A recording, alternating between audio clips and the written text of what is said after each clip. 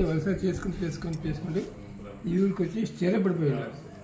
స్థిరపడిపోయిన తర్వాత ఆయన వచ్చినప్పుడు త్రివణం చేసుకున్నాడు. సంఘం అన్నారు ఆండాళ్ళు విష్ణు తెంచుకొని ఒక గూడు కట్టుకొని ఒక గూట్లో పెట్టుకొని రోజు పూజ చేసుకుంటూ యాచన చేసుకుంటూ త్రివణం ఆగం చేసుకుంటూ జీవనం గడుపుతుంటే ఒకనాడు మేము ఎట్లా మాట్లాడుకోము నాయనగారు అమ్మగారు అన్నట్టు మాట్లాడుకొని నాయనగారు ఇక్కడ స్థలం బాగున్నది, ఇది గరిరాజు అని పేరు పెట్టుకోండి, ఇక్కడ దేవాలయం కావాలి అంటే అమ్మ నేనే బీదవస్తుడిని బిచ్చవెత్తుకుంటున్నాను, నీకు ఎక్కడ ఇంట్రెస్ట్ అంటే లేదు నాయన మీరు ప్రారంభం చేయండి మీకు డబ్బు వస్తుంది అని చెప్పండి.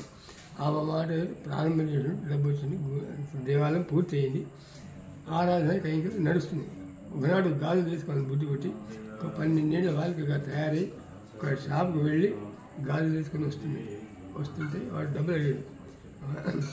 అయితే ఇంట్లో మా నాన్నగారు ఉన్నారు, వాడు డబ్బులు ఇస్తే తెచ్చుకోండి అని చెప్పి వచ్చేసిన తర్వాత వాడు షాప్ మూసి సాయంకాలం పూట మూసి వచ్చి అయ్యా నీ కూతురు వచ్చింది గాజులు వేసుకున్నది డబ్బులు కావాలంటే నాకు భార్య లేదు పిల్లలు లేదు, నీ ఎవరు చేసినా ఏం సంగతి అంటే కాదయ్యా నీ పేరే చెప్పింది నీ కూతురు అంటే సరే ఉదయం రాప మాట్లాడదామని చెప్పి పంపించేసి ఈయన ఉదయం లేచి స్నానం చేసుకొని పూజలోకి వచ్చాక అమ్మవారు చేసింటే కాదండి.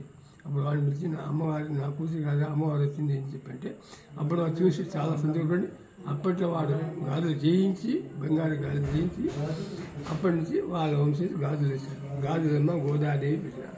దీనికి లక్ష్మీనారాయణపురం చెప్పేది.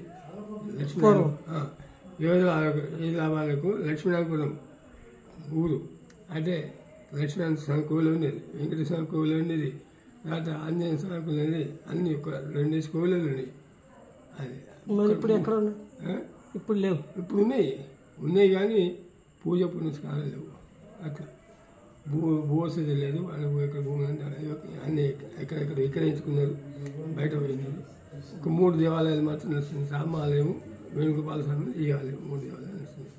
ఈ ఊళ్ళో 4 ఆంజనేయ స్వామి గుళ్ళు ఉన్నాయి, ఈ ఊళ్ళో 4 పోచమ్మ గుళ్ళు ఉన్నాయి, ఒక 5-6 విష్ణు ఆలయాలు ఉన్నాయి. ఇది మా అమ్మగారు మాకు నిలవెళ్తూ ఆమె ముందు మేము వెనుక. జై శ్రీమన్నారాయణ.